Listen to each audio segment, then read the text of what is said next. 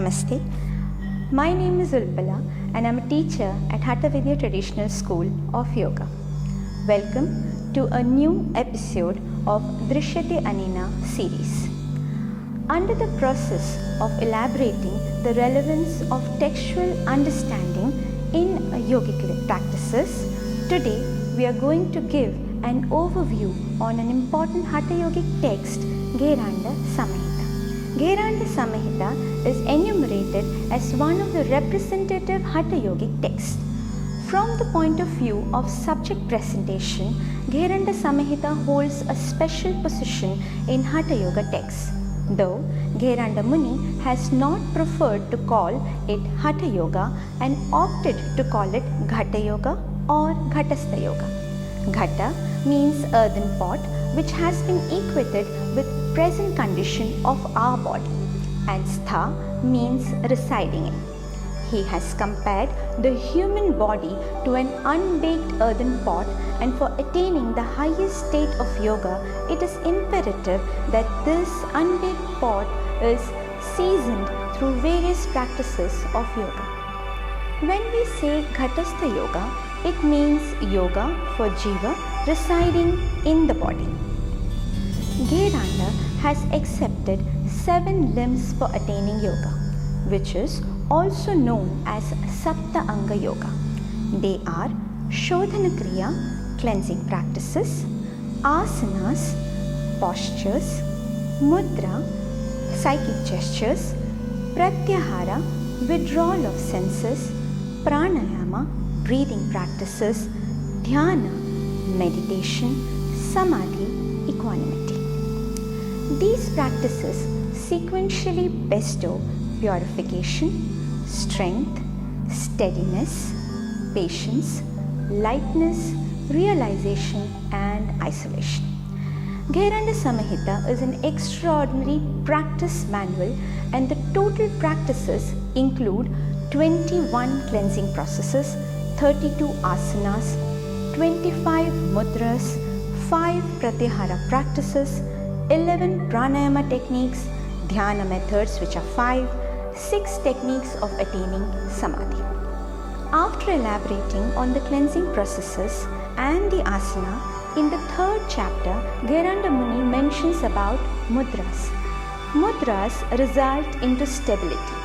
However, other yogic texts have mainly indicated that mudras are meant for the arousal of Kundalini. Gheranda also considers the importance of composure, and so he indicates that in order to control the mind, practice of pratyahara is necessary. Pranayama is necessary for lightness. Right or ideal place has been given importance for pranayama. Along with this, the selection of the right time, that is the season, is also very important for beginning the practice of pranayama.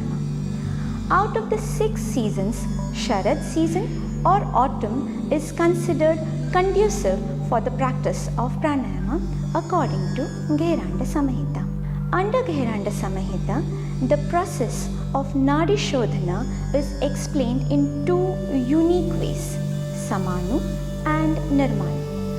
Samanu is generally done with the seed letter, also known as Bija Mantra, and is mostly done by mental processes. This is also called Sabija Nadi Shodhana.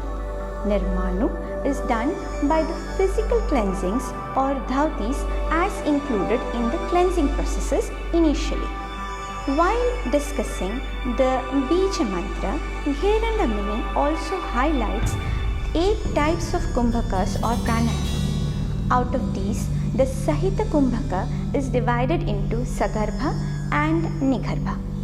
The kumbhaka performed by repetition of a bija mantra is Sagarbha, and that done without the repetition is Nigarbha. On the basis of the time unit involved or the matras, the state of pranayama has been divided into Uttama, best, Madhyama, intermediate and Kevali. Dhyana is described by Gheranda Muni as the direct perception of the self, and thus considered very important. He has described 5 techniques of Dhyana, Sthula Dhyana, Jyoti Dhyana and Sukshma Dhyana. Sthula Dhyana and Jyoti Dhyana are further elaborated into two respective methods of practice. And lastly, the seventh limb, Samadhi. He highlights that Samadhi leads to isolation and is achieved through the blessings of the Guru. There are 6 techniques to attain Samadhi. Dhyana Yoga Samadhi, which is achieved through Shambhavi Mudra. Nada Yoga Samadhi, which is achieved by performing Brahmari Kumbhaka. Rasa Ananda Yoga Samadhi by performing Khechari Mudra. Laya Siddhi Yoga Samadhi by Yoni Mudra. Bhakti Yoga Samadhi by contemplating on heart and deity. Raja Yoga Samadhi by Manomurcha Kumbhaka.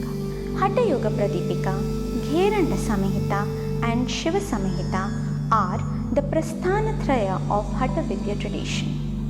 As we always maintain, mere reading of a text, especially yogic text, will not help any practitioner understand the techniques and methodology in the required manner, since these ancient texts are written in dual language and only a competent teacher will be able to decode the deeply knitted meaning in them. Namaste.